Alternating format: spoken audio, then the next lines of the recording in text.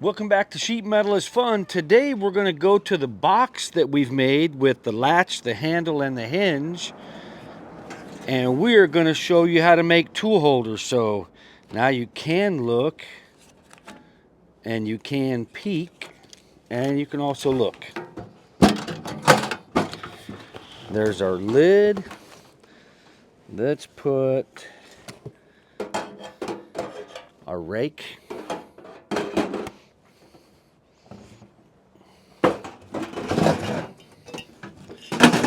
Clippers. Seeds. This is going smooth. Shovel.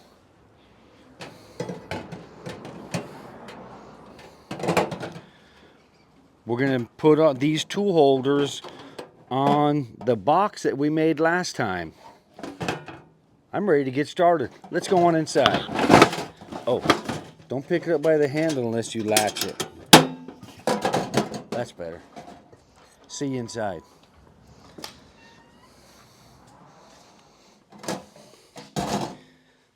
Welcome back to Sheet Metal is Fun. Last time we were here in part 1. Was that part 1 or part A? Part 1. She hold up one finger. So last time we were here in part 1, we made the box with the lid, and today we're going to solder the lid, make the handle, install the latch, make the tool holders, and put those on. So look at that little treasure chest. That's just what you guys are going to make. It's going to look at least this good, maybe better. So the first thing we're going to do is go back to last lesson where we made the box with the lid, and we're going to solder these corners. So the first thing we do in soldering is we have to prepare the surface. What we're going to be using tonight is liquid soldering flux. This also works for stainless steel and copper. We're going to put just a little bit in here because that's all we need, and it doesn't make much sense to fill up a giant amount. And then you have the opportunity to make a giant mess. So we're going to cut a small piece with our snips. And just while you're thinking about it, don't cut wire with your snips. We're only going to cut this because it's lead. So if you ever cut wire with your snips, oh boy, you're going to have to move to the back of the classroom. So what we're going to do here is we're going to add some flux. That's kind of dark right there, huh? But we're going to add some flux. Then we're going to take our, check this out, I wrote it right on here, hon. We're going to take our Weller SP175 right here. This is a soldering iron that's plugged in. And just in case you were wondering, take a look at this. I wanted to show everybody what we take out in the field. This runs on acetylene, so we can take it right up on the roof to do soldering on the roof. And this is the one that we use around here. But for you guys here on Sheet Metal is Fun, we are going to use the Weller SP175. So I've already added acid to the corner. I have the corner right where we want it. I've dollied it around, and I've added this clamp. Look at this poor clamp. This is the clamp that we always use for soldering. You can see how harsh the environment is on it. So we're going to take this piece that we just cut. I'm going to put it right into that corner. Can you see in there? Oh, I think I'm mostly blocking the light. Now let's go ahead and melt that in.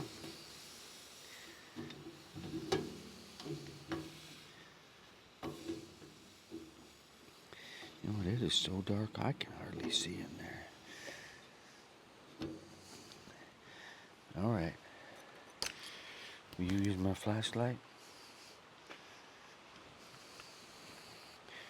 We're going to add a little more flux.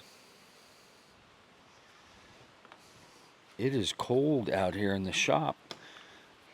Right now it's raining, and we have some kind of a storm moving in. So it's cooling off the metal. So what I did is the soldering iron has 4 points on it. And the best way to transfer heat from the iron to the work is to make the most amount of contact. So right here, if I show you as an example, if I'm up on a corner, I'll try to swing that around. If I'm up on a corner, there's not much heat transfer. Where the heat transfer is when you have the most contact patch to the work. That's when the heat is really transferring right there. So sometimes when you're in a corner like this, that was good. I like your multitasking. We may have to twirl, or not twirl, let's rotate the iron around until that flat spot makes contact. And then that's when you can see we began to have the most success, when we got flat soldering iron onto the work. So now it's held in place, and what we want to do is add a little bit more solder. We're going to add more soldering flux. This is bonderized metal. It's 26 gauge bonderized, which is a brand name. It just means it's electro galvanized, and it doesn't solder as well as galvanized. So we're going to continue to add more flux. I'm going to clean the soldering iron off here with a stainless steel brush we keep nearby. And now whenever we go back the second time to add more solder, we have to make sure that we don't reactivate what we've already done. That wouldn't be any good. We wouldn't be making any headway. So we're going to get in here, get the flat spot of the iron on, transfer the heat from the iron to the work, and then we're going to add some solder. We'll get that flashlight on there again, baby.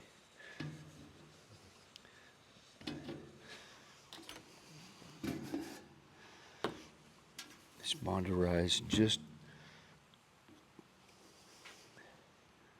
puts up a fuss when you try to solder it. Let's see if we can get some right in that corner. All right.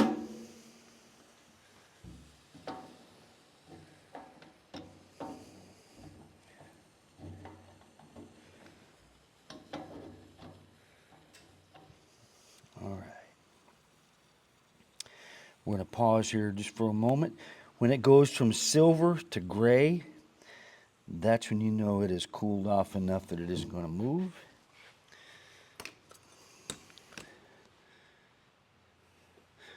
Can you see in there all right?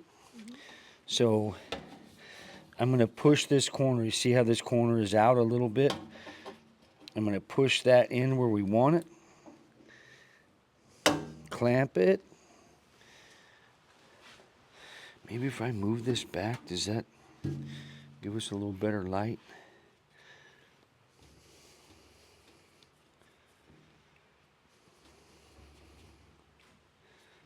Lots of flux. And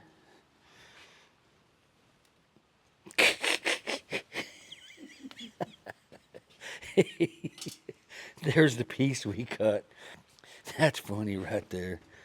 All right, now we're going to melt that in, tie that corner together.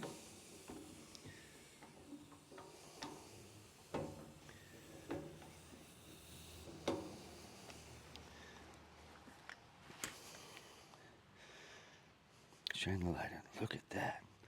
Whew. Man,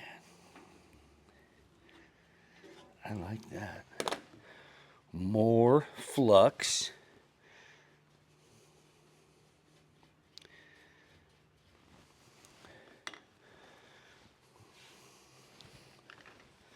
Ordinarily, what we use on this is muriatic acid, which is what they use in swimming pools. But some of our friends from different points around the world have told us that they cannot get acid where they're from. So what we did is we're using flux, which is more readily available around the world. Yeah, get that flashlight in there.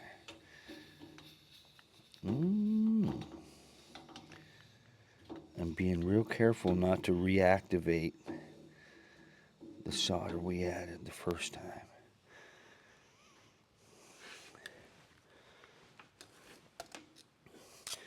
So, here in California, we use muriatic acid, and it cuts through this electro-galvanized a lot better. It doesn't take as much. It digs a little deeper, and it's a better application for what we're doing here. But since some folks can't get it, we're making something here that we can use anywhere. So I'm going to cool this off since we're done soldering. This solder that we used, because some of you may not have been here for our soldering lesson, we did a soldering lesson with soldering from the heart. We made a heart-shaped box, and this was our first soldering lesson. That's the bottom. There's the top. And we got this done just in time for Valentine's Day because it's also a cookie cutter. Heart-shaped box. This project was our daughter Heather's idea, so that's why it says "We love you, H." That was our soldering lesson. If you had any other questions, you can go refer back to that soldering lesson.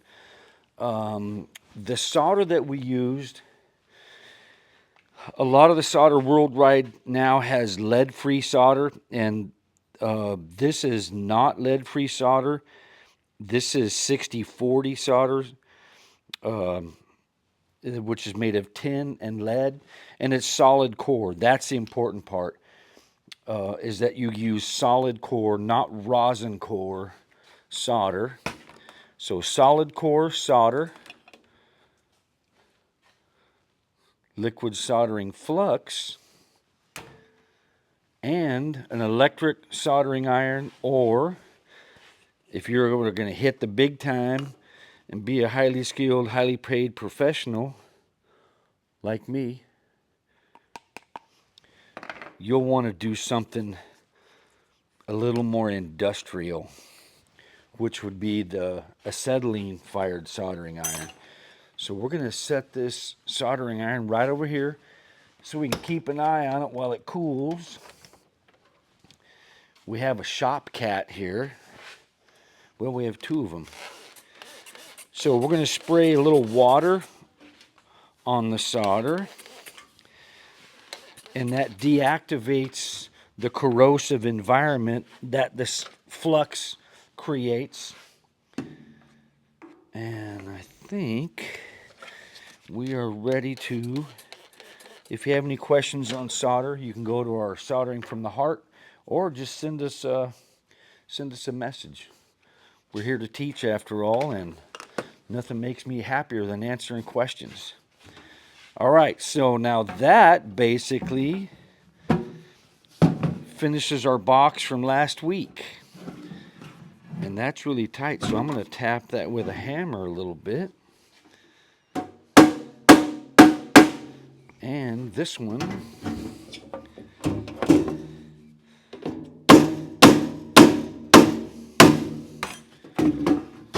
I like that. All right, so the next thing we're going to do is we're going to make a handle. I wanted to go over a couple of things with the handle.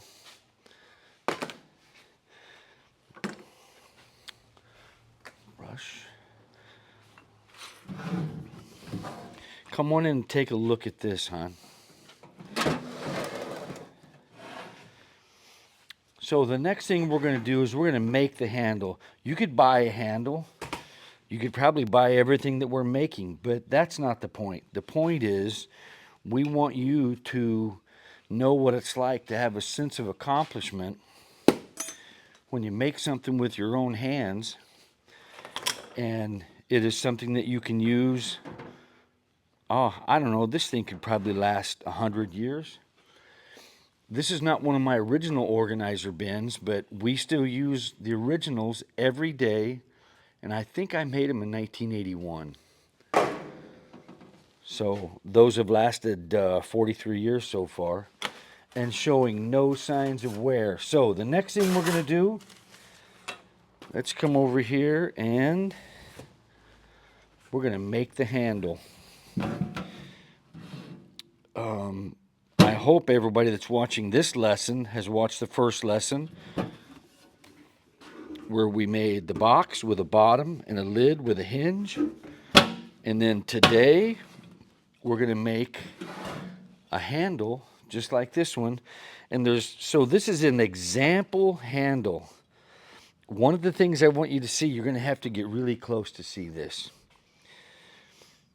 is if you look at this end of the handle, can you see that, baby?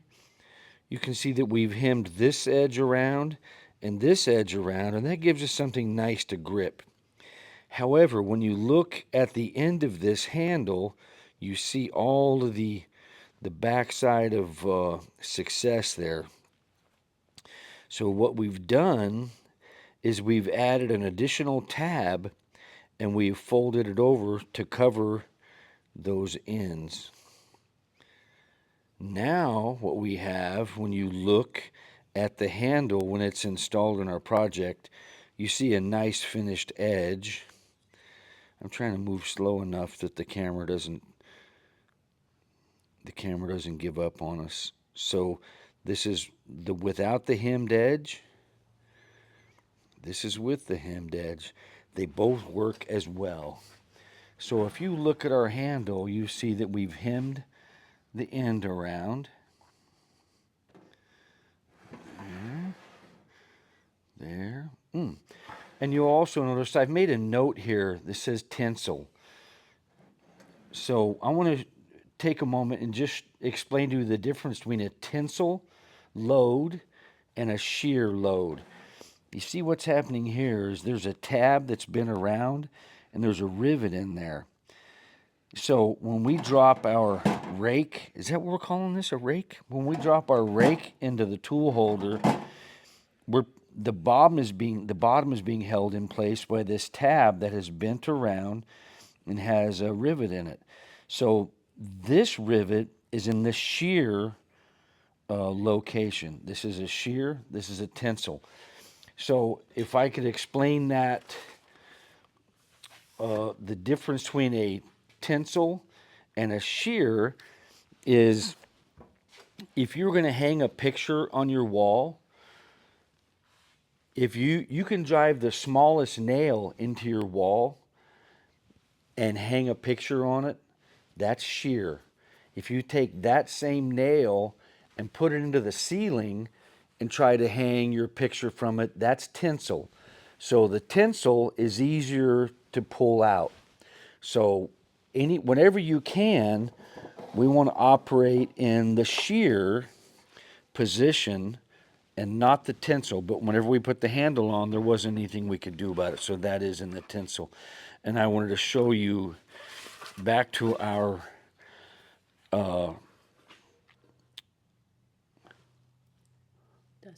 dustpan. Back to our dustpan lesson. Look at the rivets. They are in the shear position. Notice how the handle comes over the top and is folded down. The rivets come in this way because when you are using a dustpan, you're pulling this way. So if this flange was on the back side of the dustpan and the rivets came through this way, you would be pulling on the rivet, which would make it a tensile load, which then all we would be trying to do is pull the rivets out every time we picked up something heavy with our dustpan. So this is a good example of shear, and if we would have placed it back here, it would have been tensile. These are on the back because the load is on the top is a pull, the load on the bottom is a push. That's why these rivets on the bottom are okay. This flange is okay on the back side, on our side, on the user side, because that is still in the shear position. Shear and tensile. Shear is when you're hanging a picture on the wall. Tinsel would be if you took that same nail, put it into the ceiling, and then tried to hang the picture from the ceiling. So, whenever you can, if it's up to you, always you're going to get better performance out of a shear application than you will a tinsel. But this is a handle, so it's going to be a tinsel. All right, let's come over here and get started on our handle. So our handle is 4.5. Let's look at this. It's 4.5, and then it's down 1.5 inches, and then it's out 3/4. So 4.5, down 1.5 inches, out 3/4. And then of course we've added that additional 1/2 inch on the end to fold it around to give us the finish. So one of the things whenever you make yourself a drawing, that's when you have the idea most solidly in your mind. That is the best time to make all of your notes, make the best drawing you can to give yourself the best chance at success. Look at right here. When I made this drawing, this is a side view of the handle. Side view of the handle, you'll notice, look at this side doesn't have the dimensions. Give yourself the best chance for success and go ahead and put those dimensions in, because we're going to add these numbers up to arrive at our cut size. If you leave these off, there's always a small chance that you're going to forget to add those numbers in, and then your cut size is going to be too small. Go ahead and put them in. Give yourself the best chance you can for success. One more thing about this handle is you notice here there's a V notch at these two locations. The reason there's at these two on each side, so these 4 locations, there is a V notch, because that's going to be an up bend. And whenever you're bending the material up, you are trying to shrink the material. Can you see that all right? So sad face, shrink, and I didn't notch this because I wanted to show you what it looks like. So let me get my pointer out here. If you look right here,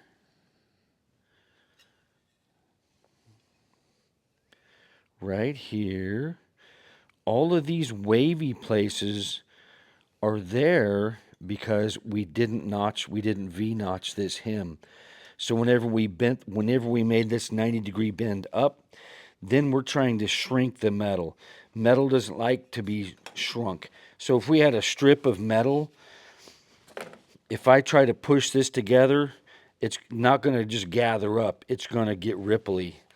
But if I try to pull it, if I was strong enough, I could pull it, and it actually would maintain its shape. So with that being said, I didn't do a notch here, and that meant we were trying to shrink the metal. That means it's always going to buckle, because metal doesn't like to be shrunk. But if we look here on this bend, whenever we come over the top, we're stretching the metal, and whenever we stretch it, we get a nice tight bend. You can see the difference. See, look at how nice that hugs going around that corner. So that's the stretching bend. This one's up, so that's a shrink. Stretching, good. Shrinking, So what we're going to do with that lesson in mind, whenever we make our handle, we're going to notch out on the up bend. And I've only notched these for demonstration. We will also notch these because I wanted to go over with the notching lesson.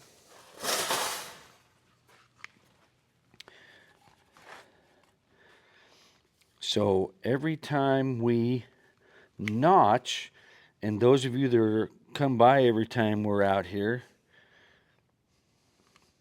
you've seen this lesson a bunch. When we're notching, I want to make sure that I cover the drop with my snip. So whenever I complete the cut, that piece is trying to go away from me. That was the right way to do it. Let's do it the wrong way real quick. Now, when I notch this, if I can see this entire piece, then it can come to my eyes. So I'm just going to put my finger over it. But whenever I notch that, it could come up. These don't look that intimidating, but these little V notches, I'm going to cover it with my snip. I'm still going to put my thumb over it, and it's going to drop down. So let's do this one wrong. We're notching this because it's the shrink side. This is the up bend. Now you can see what a terrible looking shape that is that would love to come and land somewhere on me. I don't want it to do that. I got stuff to do.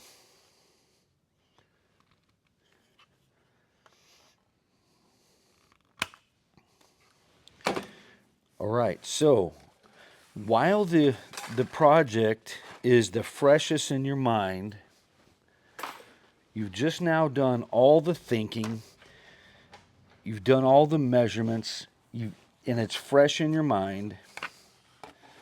What I want you to do is make the most accurate drawing you can. Again, give yourself the best chance you can for success.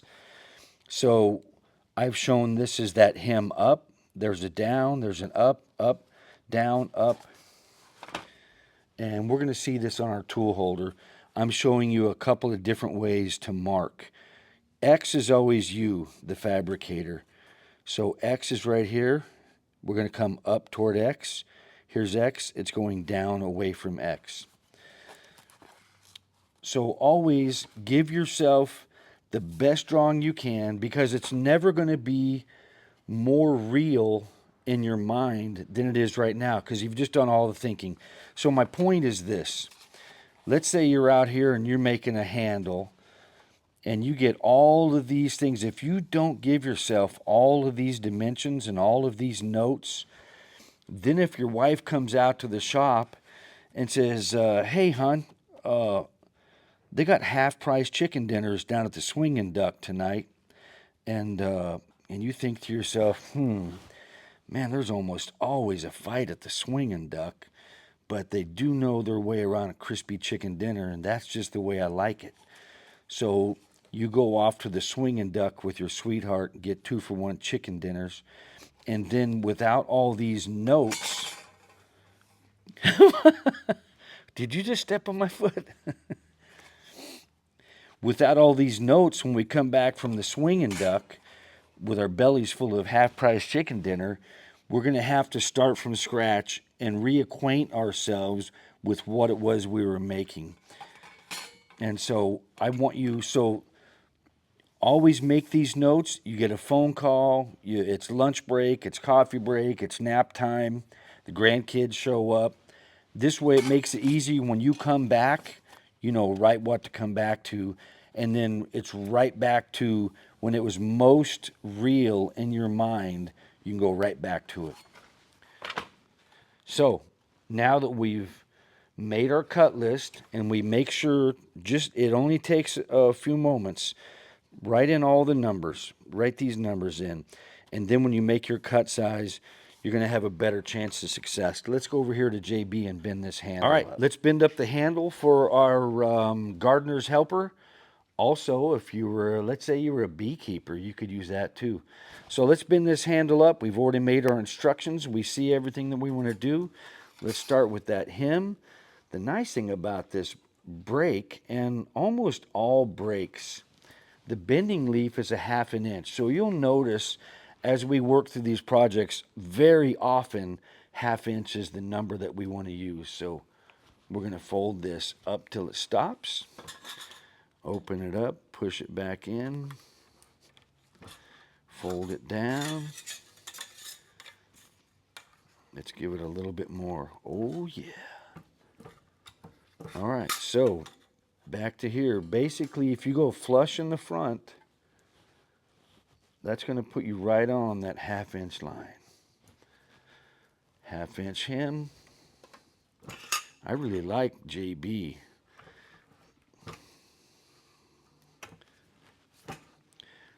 We bought JB to do a presentation at the local high school, and we let some kids make some things on JB, and they had a great time. I had a great time. Wow, as a matter of fact, a great time was had by all. So now we folded our 2 hems. We have our notches because that's an up. Now let's go ahead and fold these hems over on the bottom. Look at this. Did you see what just happened right there? I didn't move the bending leaf. It was so small that we didn't need to. All right, if I went too fast last time, you didn't see it. Here we go. Bam! Pow! Man. I know, I'm fast. That's what my mama always told me. All right, now we have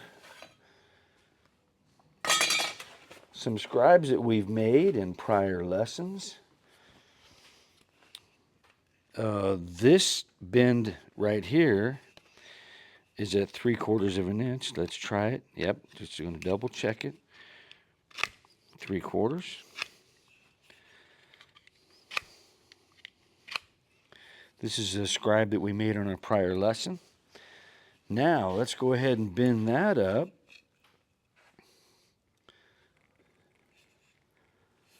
Yep. There's that bend. Now here's that up. Since we've notched it, it's not going to pucker on us because we notched it.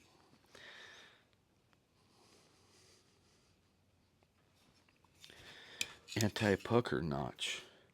We can call it that. We can call it anything we want. Same thing here. Last bend.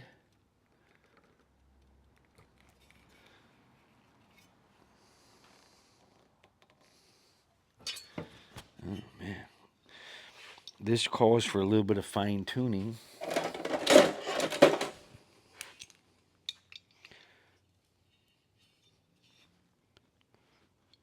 Ooh-wee. That's fine. So let's compare the handle we just made to our example handle. We're looking at the end of the example and the end with a hem on it. Looks like this one. Since we notched the V, we didn't get the pucker and the buckling that you're going to get when you're trying to shrink the material. So now we have the handle. Let's put that on. We're just going to put it right in the middle of our box. So let's measure. Our box is 8 1/4. Half of that is 4 1/8. If you watched our lesson on the tape measure, that's 10 1/4. Half of that is 5 1/8. So now that I've made these marks, now that we have our handle and we really like the way it is, here's another way we could do it. I'm going to put one leg of the handle all the way on the edge. So far, so good? All right? Mm-hmm. I'm going to hold that handle so it doesn't move, and I'm going to measure. We got 4 1/4. Can you see that 4 1/4 right there? Right? 4 1/4. What's half of 4 1/4? 2 1/8. So there's 2 1/8. 2 1/8. So now we've just centered up our handle on the lid that way. Because we started with one leg on the edge, measured how much distance we had, cut that in half, and then came in that much on both sides. We could do this one too. We already know this is 1 inch. This is a 1 inch handle. Oh, 1.25 inch handle. That's 8 1/4. Half of that is 4 1/8.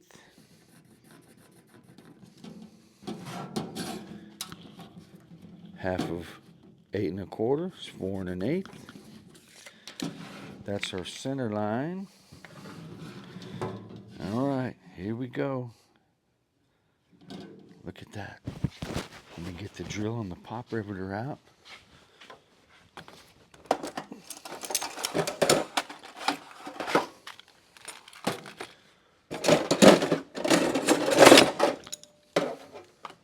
This is going so good, I can't believe it. So, just for fun, since we're right here, let's mark the 4 holes that we would like to put into our handle. Why do we have 4 holes, you ask? Here's why. The handle is a tensile load and not a shear load. So since we have the handle in the tensile position, we're going to add the additional rivets just to make sure we're in good shape. So we're going to go ahead and drill these holes while we're right here, because we're going through 3 thicknesses of metal. We're going through the top, we're going through the hem, and we're going through the additional hem that came around the side. So we're drilling through 3 thicknesses. So it's going to help us out if we do this right here.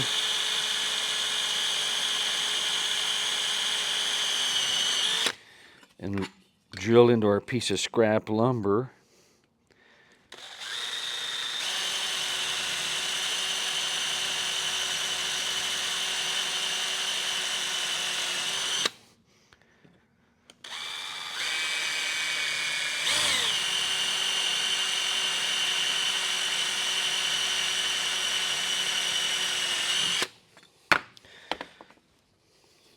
So we could have made minute measurements to locate these holes, but at this point in our career, if it looks right, it is right. Gosh. All right, so now we're going to line this up on the marks that we've made, and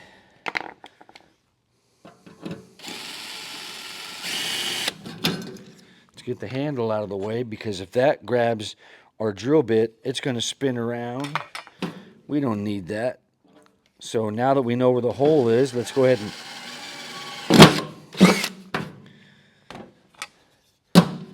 make it real.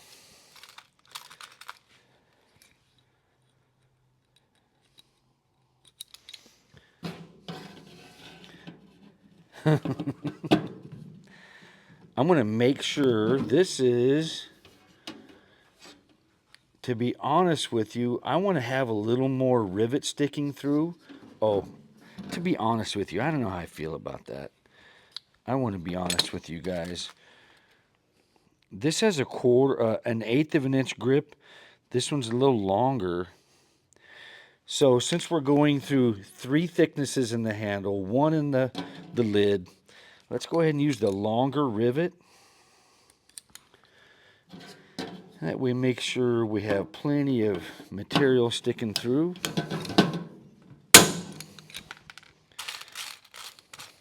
These are 1/8 inch diameter rivets. These are steel and steel. Steel rivet. This is called the mandrel. M-A-N-D-R-E-L. Mandrel. So this is a steel rivet. You can also get rivets in aluminum with a steel mandrel, aluminum with an aluminum, stainless with stainless, stainless with steel. I think you get my drift. Now we're going to come over here to this side. line up our handle on our measurements. Let's go ahead and get this hole drilled.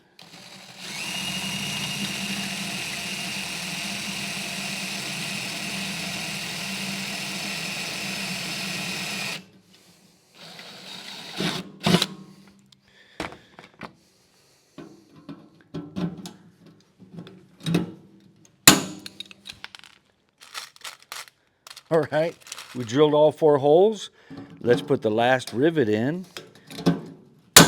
I put the other one in while you guys were on coffee break. So now we have all 4 rivets in. We used 4 rivets because it's a tinsel application. And now we have a nice amount of a rivet sticking through. And if we want, we can dolly those down. And that would be a dolly bar on one side. And just flatten these down a little bit.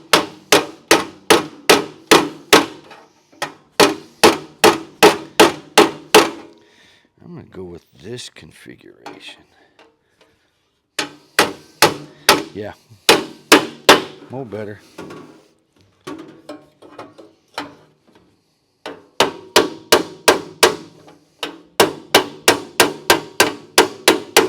Let's see that little chump try to come out. All right, let's move right on to our latch. Let's find the middle, 10 1/4, half of that, 5 1/8. When you put the latch on, I always put the small on first, and that way we don't put this somewhere where it isn't going to reach. So let's put the catch on first. We're going to put this up here, line it on our mark. We're going to do 1 hole. Notice we're going to open the box.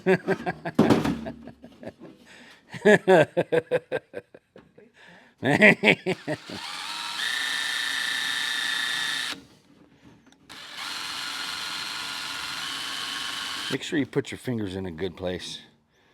I'm not going to show you the wrong way to do that. But there is a wrong way to do it. And,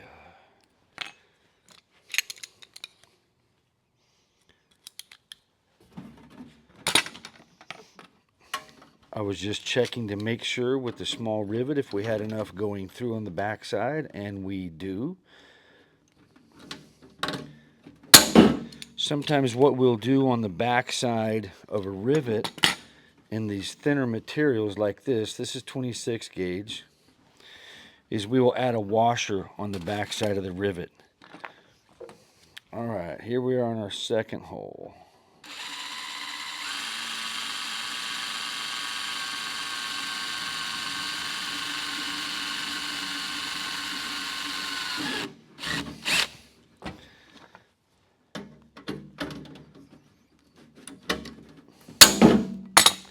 Now, we already know this is a tight fit, so we're going to get our dolly out again. Oh, that looks good, doesn't it? And I'm going to tap these over a little bit. And it's all personal preference. You can stick your tongue out or not. You can bite your lip. Or you can just have no facial expression whatsoever. People walking by may think you're reading a book. So what I've done is I've flattened the rivet down. Can you see that? Now we're going to get our over center hasp. So I'm going to make sure the lid is tight down. Wait a minute. I think I'm better if you look over on this side. So since this is a water-based marker, I'm making sure the lid is down and the hasp, all the slack is out. I'm going to mark the bottom. What I did is I marked the bottom of this, right? There's a little bit of water on there, so it kind of blurred our mark. But so here's one of the things that I want you to do is now, see how we've marked, that's how I marked it. Now what we're going to do is we're going to move this latch down. Did you see what I just did? I'm going to do it again. There's where I marked it. I'm going to move it down. Marked, moved it down. So this way, whenever we draw the latch down, we're going to get a little bit more bang for our buck.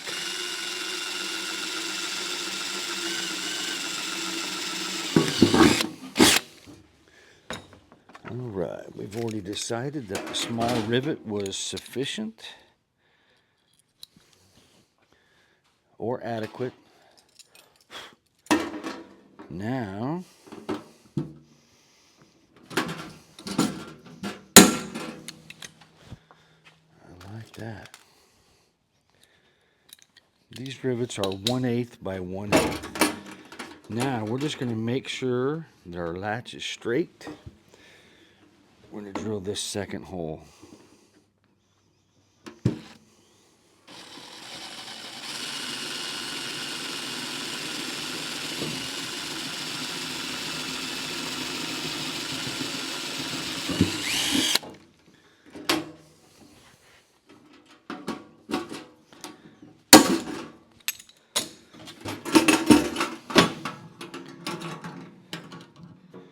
Now we get a nice firm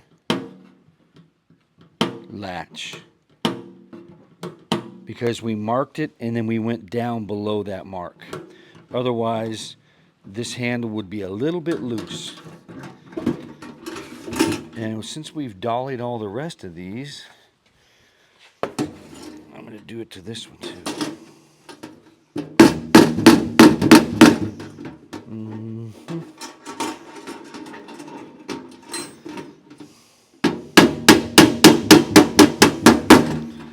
Sweet. All right. Now we've soldered our corners. We dressed them up a little bit. We took our file out, filed our corners.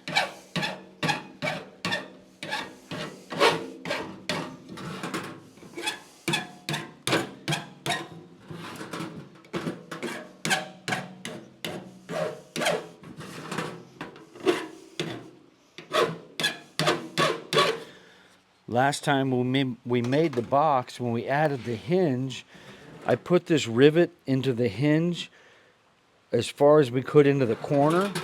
That's the reason we didn't solder these back corners, because the rivet, can you see that in there? The rivet actually made that connection for us. Now, if you wanted this lid to be watertight, then we would have soldered that before we put the hinge on, like I did that one.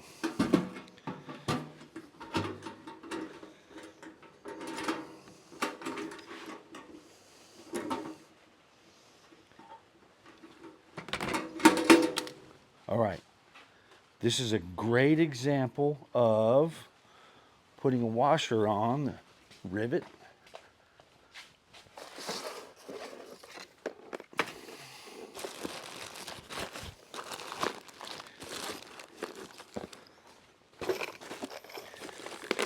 All right, so this is a great opportunity for me to show you real life sheet metal work. So the second rivet that we put in, when I dollied it over, it actually pulled out. So I mentioned earlier while we were putting these in sometimes we will use backup plates, also known as washers. Here's what they look like. So what we're going to do now is we're going to go back to this rivet that's trying to give us trouble, but we ain't having it. So we're going to go to a longer rivet. This is a 44.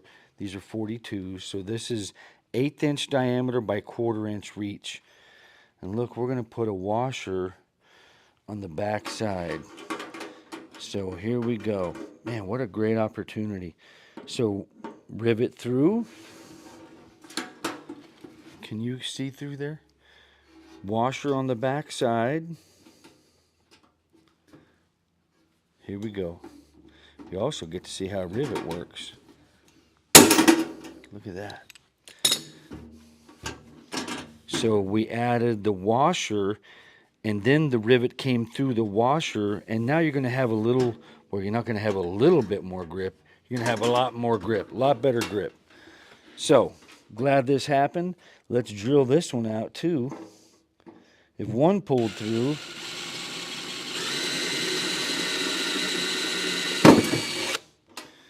what are the odds that the other one might also want to do it?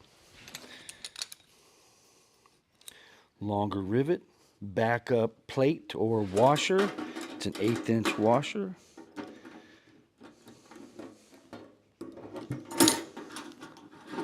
Rivet in place. Washer on the back.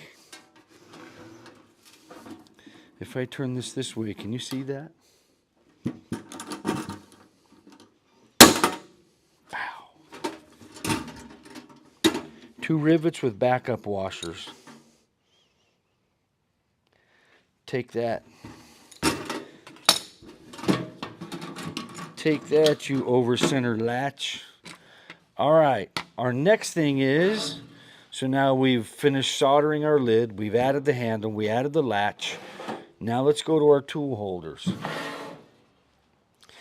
So we've got some clippers, seeds, California state flower. We have a rake, I'm calling it a rake, and we have a shovel. And when we get these done, we're going to have that. So let's go to our tool holders, and let's start with our seeds. Let's start with this one right here. Small, unintimidating. I'm going to put these in here, and then next time I need them, I won't have to go off into the cornfield backup washers or backup plates. Let's go to our tool holder, and our seed is going to be first one up. So my cut size was 5 inches by 5.5. It's 3.5 inches tall. It's a 1/2 inch deep and a 1/2 inch flange. 1/2 inch deep on the bottom as well. This is what we're going to make right here. We're going to fold a hem at the top, and then a 1/2 and then a 1/2. So here's our hem up. We've marked these two as up bends, these two as downs. This is another way that you can mark. It all depends which way makes the most sense to you, because the main objective here is to have a big success story on our hands. That's what we're working for. So you can write up, down, you can draw a diagram. X is always you. X is always the fabricator. So that means this bend is up toward X. This bend is down away from X. Let's head over to JB. Let's bend up our seed holder. Right, again, we're back to that 1/2 inch in the front. Look at that.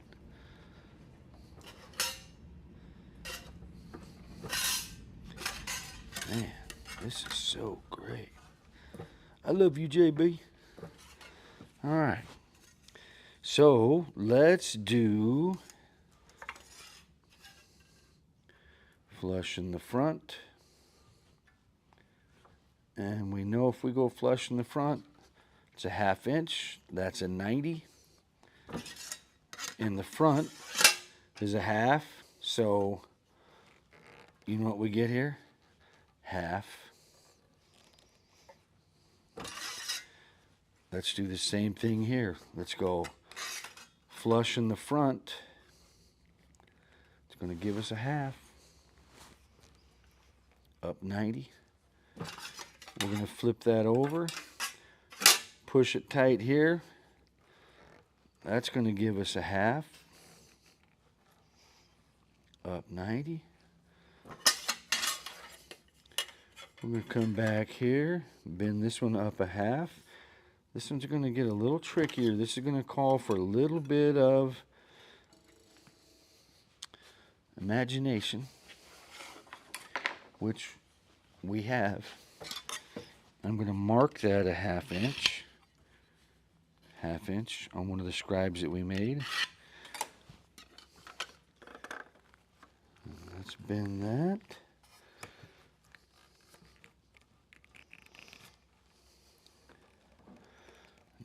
Up. Let's come over here to our hand seamers. Oh, yeah. And I bent this up and put a crease on it. Did you see me put the bend in there, put a crease? All this metal has a memory on it. Once you bend it, it can never go back to unbent. So we're just going to take this, and since we've already bent it on that line once, it'll go back to that line. I'm going to grab it by these corners right here.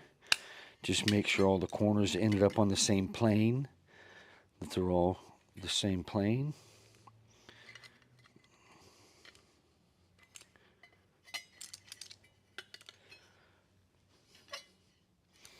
Look at that. So here's what we have. We folded a hem on the top, 1/2 inch out.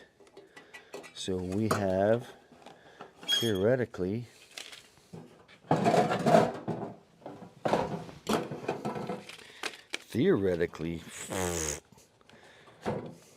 factually, we have made that. So we're going to set that over here. That's going to end up somewhere around there. Let's go to the next part on our list, and that is our clippers. So on all of these, all I did to decide what size to make them, I just measured the tool. And give yourself a little wiggle room. Don't make it so tight that you're trying to put a 1-inch peg in a 1-inch hole. Right? Give yourself a little wiggle room. Look at that. So I went to the widest part of my tool. That's 2 3/8. We made it 2 1/2. Don't make it so tight that it's difficult to use. So now here we have a 2 1/2 inch wide tool holder, and it's 1 1/4 inches deep. Right back to that same thing. You know, this one's a 1/2.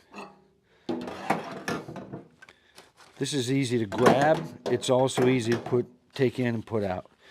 So we have 2 1/2 inch wide, 1 1/4 inch is standing off of our box. So on this one,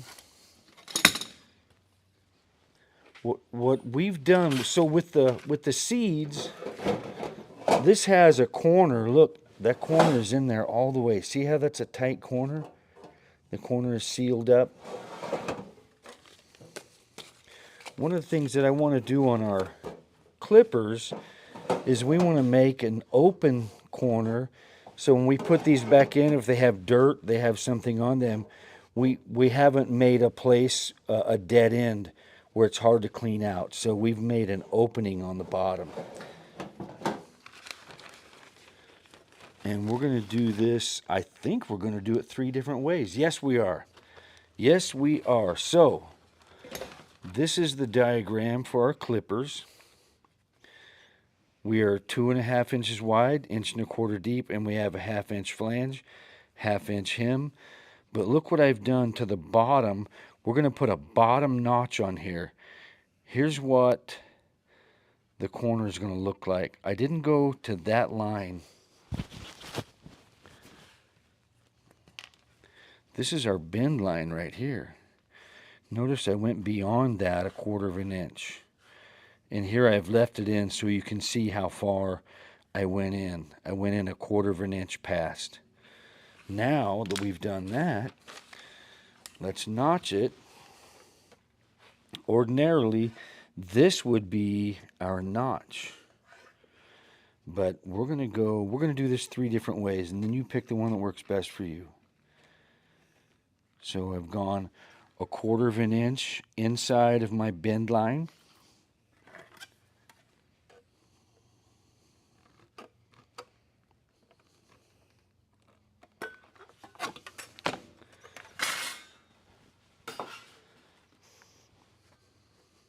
And let's bend it up. All right, JB, long time no see. Always start with the first thing you always do is go with the operation that causes the least amount of change in your project. So it's almost always going to be a hem. The only thing that causes less would be a cross break or a crease.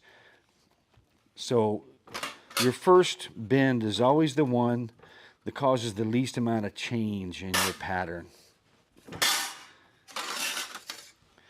So we already know I have a 1/2 inch mark. I didn't transfer it to this side because we already have it, right? The front of JB is a 1/2 inch. There's a 1/2. I'm going to flip it over. We have 1.25 inches.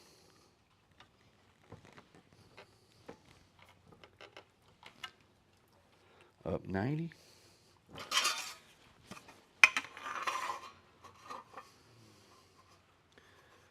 Flush in the front is a 1/2.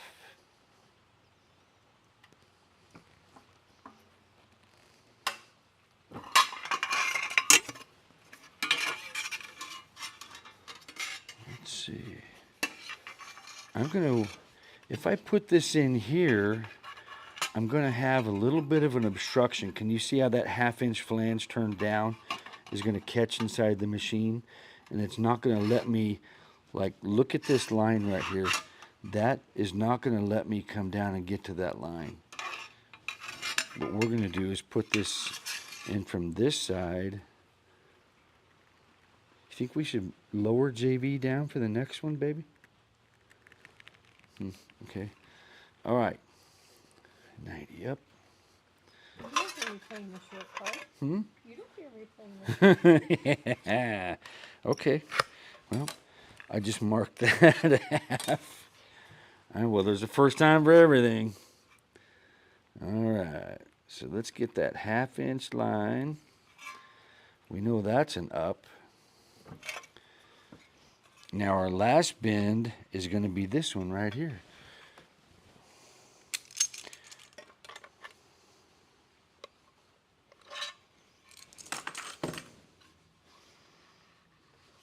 This is the nice thing about 26 gauge. We can manipulate it around with our hands. Or if we use some of the heavier stuff, you can't just do that. So I'm going to come over here and just tap this a little bit.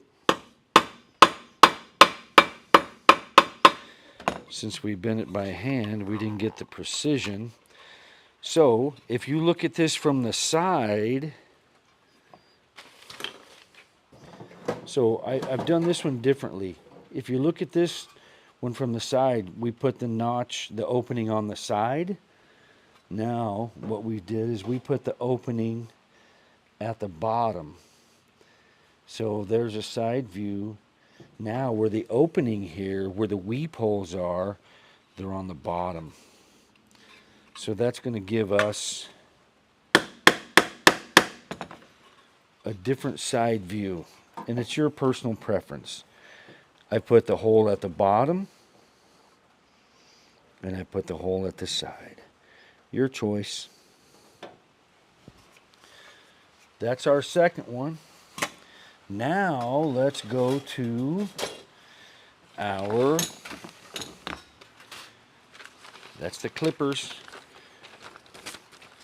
Now we're on the shovel and rake.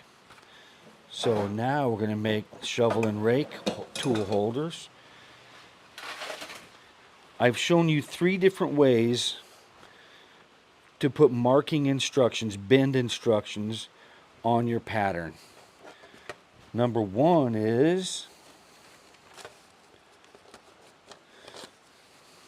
this is an up toward X.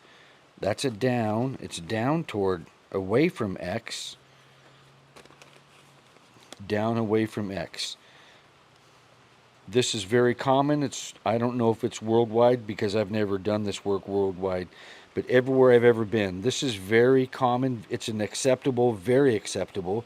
Matter of fact, all 3 of these I'm showing you are very acceptable. They're all up to personal preference. The second way that you can mark this, because I'm gonna give you this, and you're gonna go over to the break, and you're gonna be able to follow my instructions. So these instructions work 2 ways. One, they remind you, because when you were laying out the pattern, you made these marks, and then when you go over to bend it up, these are reminders for you. 2, you just notched it, marked it, and now you're going to give this to somebody else, and they're going to go bend it up. So here's the second way. I've actually made a diagram of what is happening here. See that? So I only had to put an X here because that means that's an up toward X. This X can go here. It's also up. And these 2 flanges go away from X. This is also a very good diagram. Very acceptable. The third, and keep in mind, this is, you've made the pattern and you're giving bending instructions to somebody else in the shop. I can mark this line up, down, and down. These are the 3 most commonly used methods of marking bending instructions. Find the one that you like, the one that makes the most sense to you. And really, that's all it comes down to.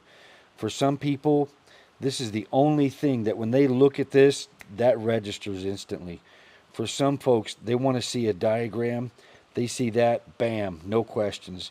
And for the third group, they want to see writings. They want you to tell them that's a down, that's an up, that's an up, that's a down.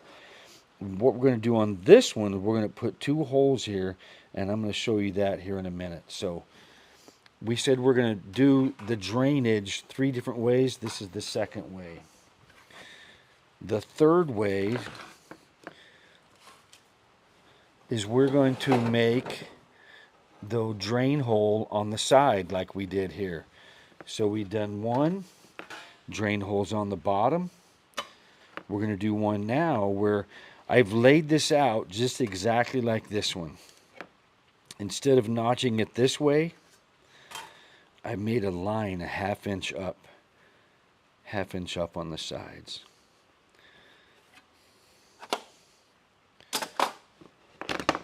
So now our drainage hole is going to be on the side. So let's go ahead and cut this. All right, I'm setting a bad example. This is a good one for reds right here. And just in case you've forgotten, every time you cut, you never go to the end of the snip till you get to the end of the cut. Look it. Good gracious. Can you see what that is? Can you see that? Look at that. Looks like we're looking in the mouth of a shark. That happened because every time I cut, I went to the end of my snips. And even if you swear to yourself, I'm going to go ahead and do this, and I'll just remind myself to be careful. Why? Why would we do that? what you're going to do is as you're closing the snip, you don't go to the end. As you're opening, you push forward. Close, push forward, close. And at the end, let your snips go right to the end of the cut. Look at that. Can you see that? Does that show up? Mm-hmm. Ay, ay, ay. Don't do that. People are going to know you're new. Nobody wants to be the new kid on the block. Snip to the end. Before you get to the end, you open up, and as I'm opening, I'm pushing forward. And what that does is that makes sure that my snip always stays engaged with the last place that I just sheared. That way I'm not starting a new place. All right, so now with this one, this will be the third way. Let's go to the JB. Start again, first bend, always the thing that causes the least amount of change. And that would be a hem.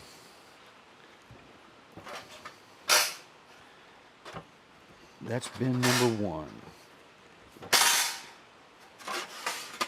Let's go ahead and, we did one of these without putting a crease in it.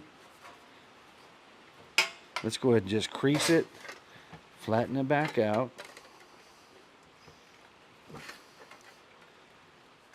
All right, I like that.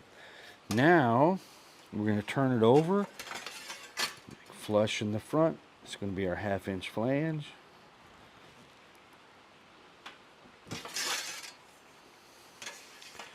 Flipping it over.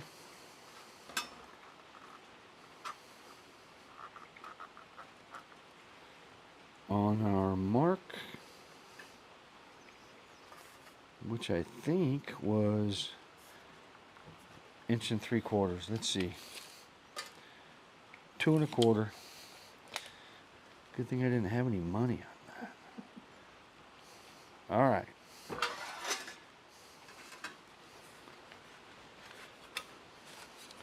This is so deep that if I put it into the back of the machine,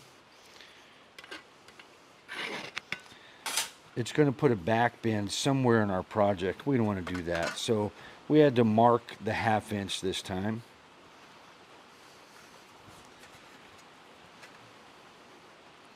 Well, hope you guys can hear the rain. That sounds awesome. 90 up.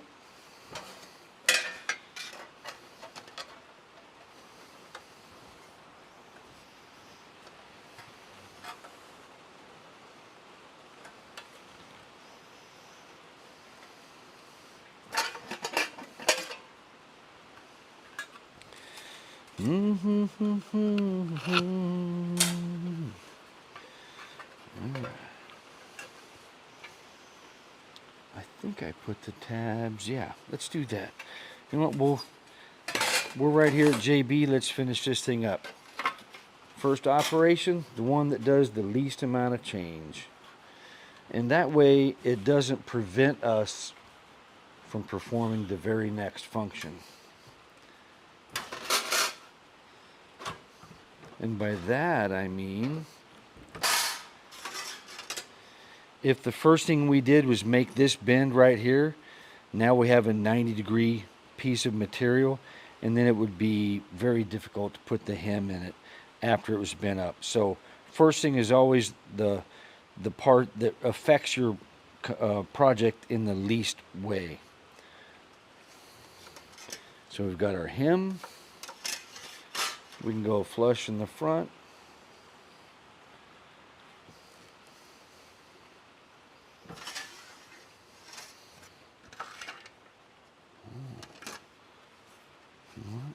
Since we're right here, let's do the other flush in the front, 1/2 inch hem.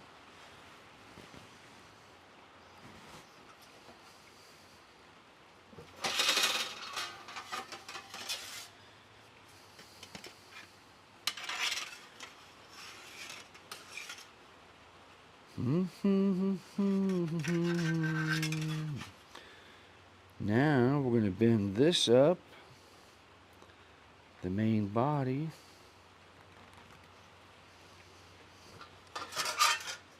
thing here. I've already bent the 1/2 inch flange, so now we're going to add this bend.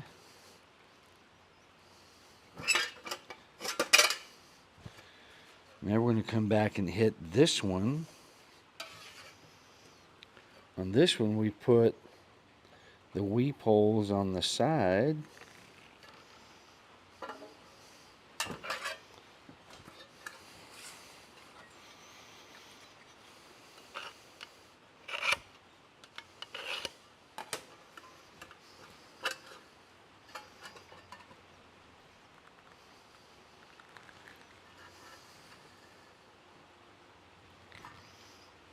Half-inch up. All right.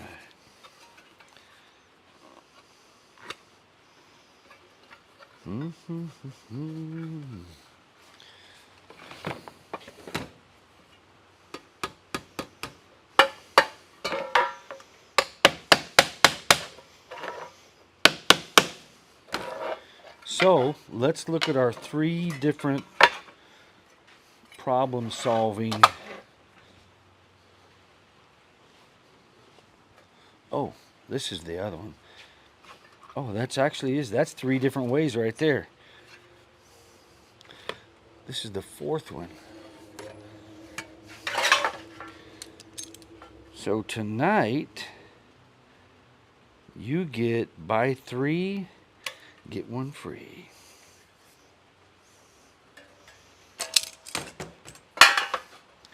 Now we're going to convince these tabs, because we want these tabs to be on the outside, because when we're dropping our tool in, we don't want our tool to hit that and try to open it up eventually. So all we're going to do here is we're going to put this in and we're going to turn it. I'm not pushing down, but you notice that I'm over the table. Don't do this. If you push down right here, I don't even want to tell you how many different ways that hurts.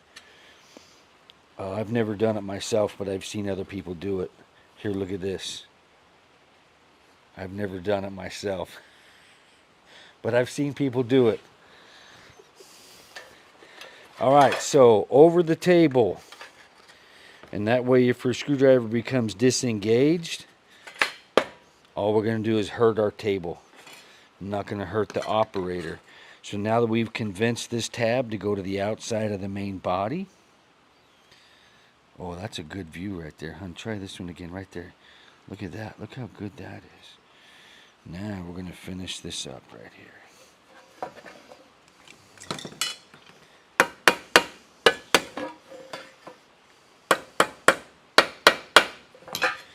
Now we're going to reach down here into our secret collection of... Not that one. I have a particular one I want. Nope.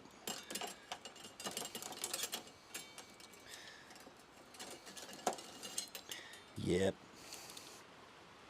Look at this. I don't know if you can still see it. Right here it's stamped K-E-N. I bought these from my dad when he was a welding supply salesman back in 1978, and that's how long I've had these. So let's pull this around to where we want it. Put a clamp on it. So let's put a clamp on it with a little bit more, clamp.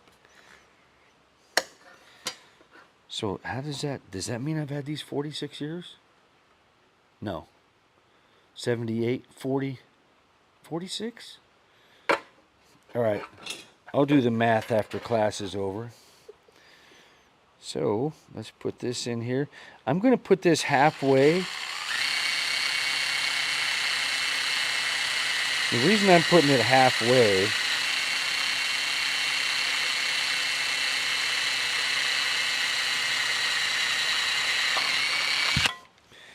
is because when we pop rivet our tool holder to the main body, we're going to get some rigidity just from the attachment, just from the points of attachment. this rivet and this rivet are also helping us hold this corner together. So we didn't need to add a whole series of rivets here.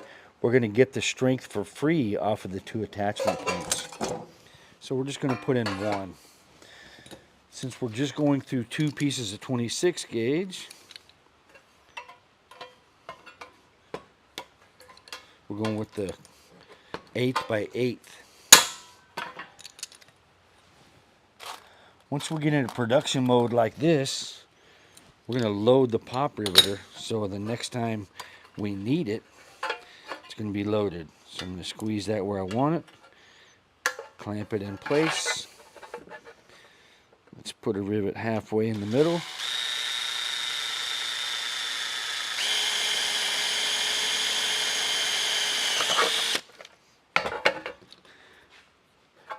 One-eighth by 1/8 rivet. Now, I was saying that we had 3 different ways to do this. Opening on the bottom, opening on the bottom side, no opening. That's 3. Look at this one, the 4th one. The 4th one is we're going to add 2 weep holes. And the way we're going to do that is we are going to add 2 holes. So most of you may already know what a step bit looks like. They call it sometimes a Christmas tree. That's not hard to imagine, huh?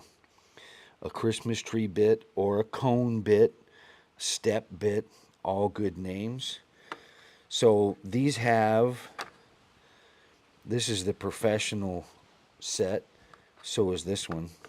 But your local affordable tool supply will also have these, and if you're careful with them, they'll last you a lifetime, and you're going to really like them. So when you're drilling a large hole in sheet metal, the thing that I like about a cone bit, a step bit, is it has 2 cutting edges, and once it starts in the hole, it actually cuts the hole from the sides.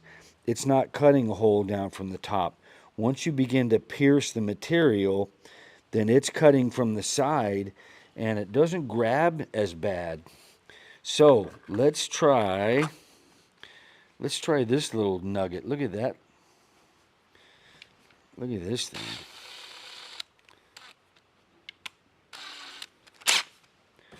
So let's figure on drilling about a hole that size. So let's do that, and that, and that. Now, with our step bit, each one of these steps is the next size hole up. So here we go. I'm going to hold it just so it doesn't try to get away from us. Once the pilot bit makes it through, now it's making the hole, it's cutting the hole from the sides, from the flat plane.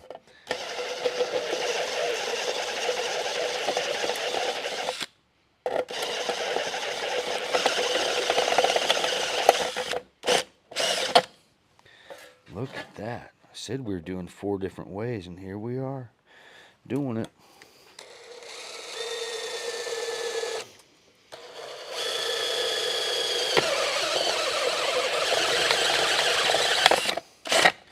That's cool, isn't it? So while you look at that, I'm going to get these shavings off of my workbench. All right, so now we've made 4 different styles of tool holder, and it's your preference. One with a closed corner, that's going to be our seeds. One open on the bottom, but from the side, you can't see it. The next one, open on the side, solid on the bottom. I might use this if the tool I'm going to put there is a little heavier. Then I want a little bit more width across the bottom for more stability. 4th one, same thing, but this one we drilled 2 weep holes in it. So we have a continuous connection all the way around. This would be the strongest one, but until you get your cone bit or step bit or unibit or a Christmas tree bit, then you may want to select one of these others. But you can see this one's the strongest because it has a riveted tab. This one does not. This one does not. That one didn't need it. So let's start with, just to make this one look like that one, let's position this. And since we have a recessed bottom, this is going to put 2 of our rivets underneath, and they will be non-visible from inside the box. So what we're going to do, move it all the way over to one side, measure the distance, 3 3/4.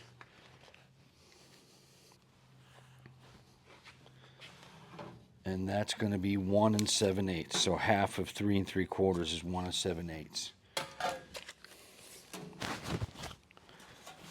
And let's do that. Let's go 1 7/8. And just for fun, let's mark it from the other side as well. 1 7/8, 1 7/8. And then if there's any discrepancy in the dimension, we'll just center it up on those 2 holes. So can you see that actually came out right on? See how we can just see our mark here and just see our mark there. So if we would have seen a lot of room between our mark and the project, we'd have taken that distance and we would have split it in half and we would have put it there. So let's slide this down to the bottom and reach under here to the secret stash of tools.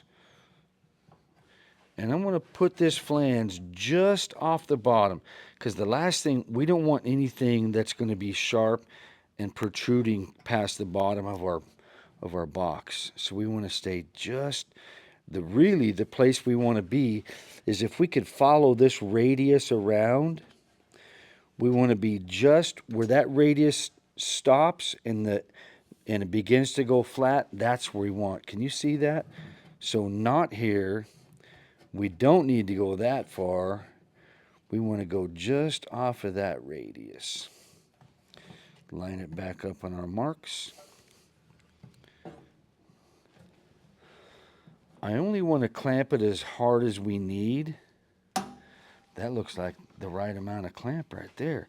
So it's just off of this radius.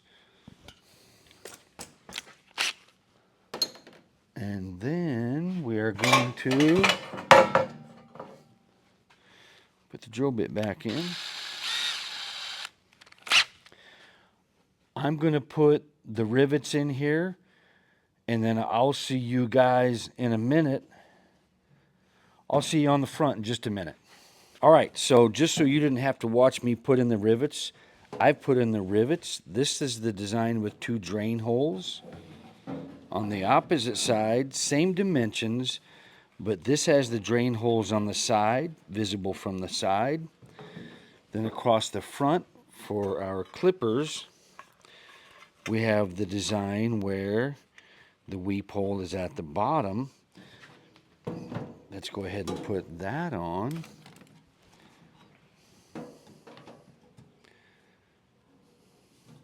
We want to be just off of that radius.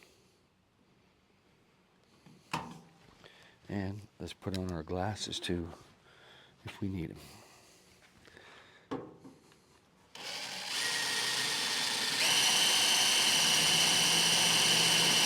We're drilling through 4 thicknesses here, so it just takes a little longer.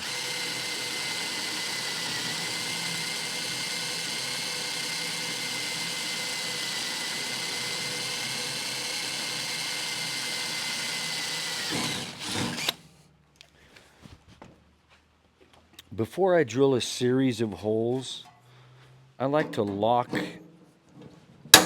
the component in place with at least one, and then we can drill a couple other holes. But if you just go around and drill all your holes, you're going to be pretty disappointed that when you go back to put the rivets in. Some of those holes have moved.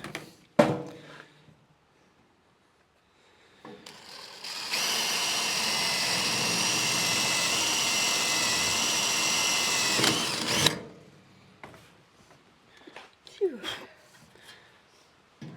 Bless you, baby. Thank you. All right.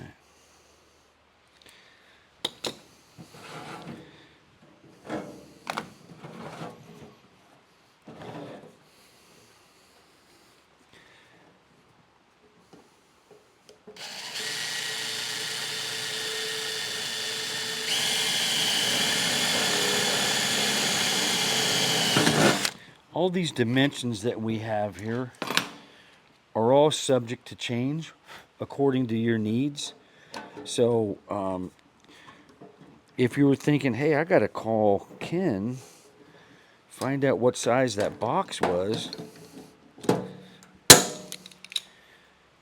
what you really want to do is figure out what you're going to use the box for and make yours fit your specific needs. So you notice on this one, I only put these in the middle just for balance, for whenever you're carrying the box. The tools are in the center line and it balances better. But the ones out in front, I didn't take a dimension one way or the other. I just came in for whatever, from the edge, what I thought was visually responsible, and that's where we put it. Now, one of the things I'm going to do here is I'm going to go ahead and drill this hole. You already knew I was going to do that.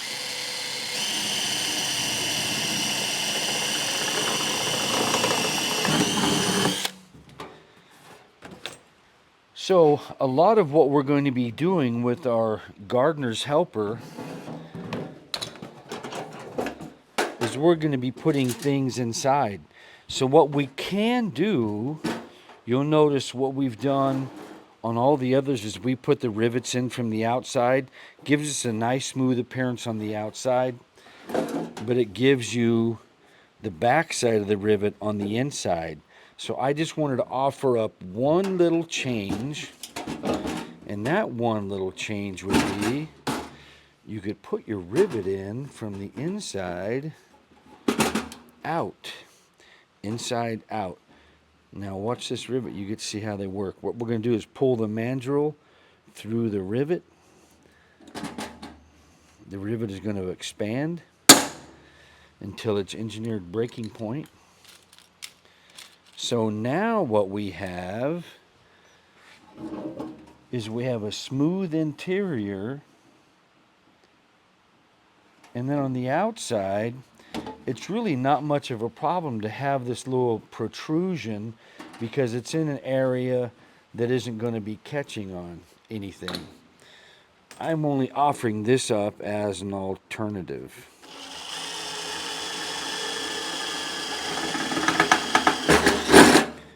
Whoops, excuse me. Sometimes you can trade. Did it just? Is it still go? Are we still on? Sometimes you can change. So now we're smooth on the inside, rough on the outside. Smooth out, rough in. Just something to think about. Now our last one is our seeds. This is our fourth style. I didn't put a drainage or a weep hole in the bottom. And we're going to put this right here. We're just going to put it in the same amount from the edge as we put that one. The bottom, we're going to go just off the radius.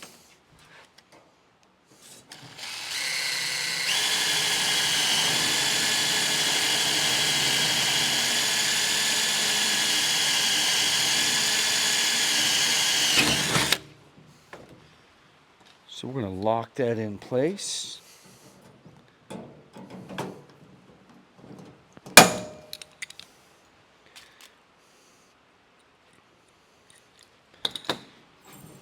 I like it.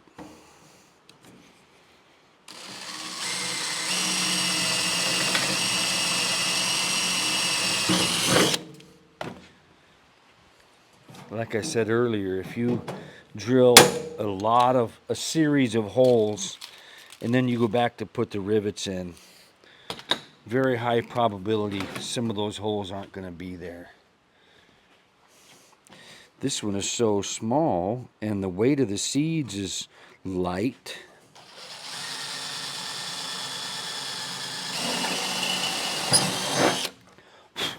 That we're only putting a rivet on either side in this flange.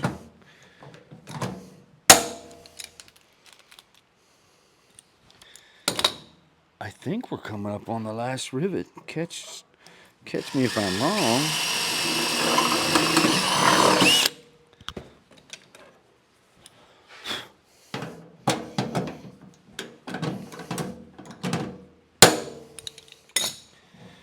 All right, so we've made our tool holders, our handle, our latch, and we soldered the corners.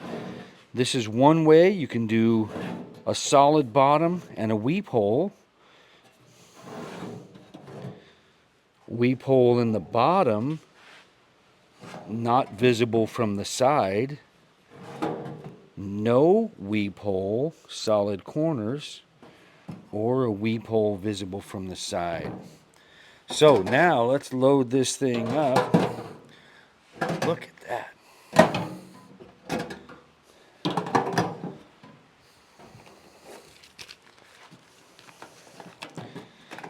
One last thing. Where's our cyclamen, baby?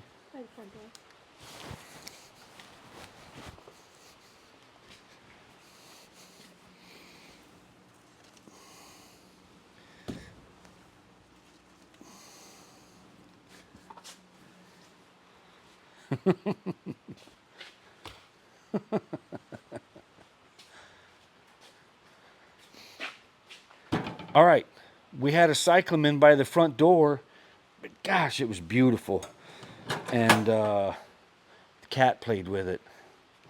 And it's in recovery right now, so we're not going to use that in our video. We don't need to see a cyclamen going through the cycle of recovery. Oh, gloves. So imagine anything in here that you want. It could be a smoker if you're a beekeeper. This could be tools. This could be gardening supplies. This could be crafting supplies. Each one of these could have been something that you would use for crafting. We called it a gardener's helper because I think it would be a gardener's helper. Look at that. All right, so we've added our tool holders. We've shown you 4 different ways to make the bottom of the tool holder. Look at that thing. Man. I really like it. Don't you like it? That's like the first hard booger after a 2-week runny nose right there. You know good things are coming your way. That's going to wrap up our lesson for tonight. Let's see. Am I forgetting anything, hon? No. We're not forgetting anything. So we made this out of 26 gauge bonderized. We did the handle, the lid, the hinge, the latch, the tool holders. When you guys make one to your specific needs, send us a picture. We'll put you on our Fabulous Fabricators. Oh, we didn't do any Fabulous Fabricators tonight. No. All right, next episode. Hey, speaking of the cat that found the cyclamen, there's that little flower attacker right there. Come here, kitty. Come here, Elsa. You want to be on the show? She's coming around this corner over here.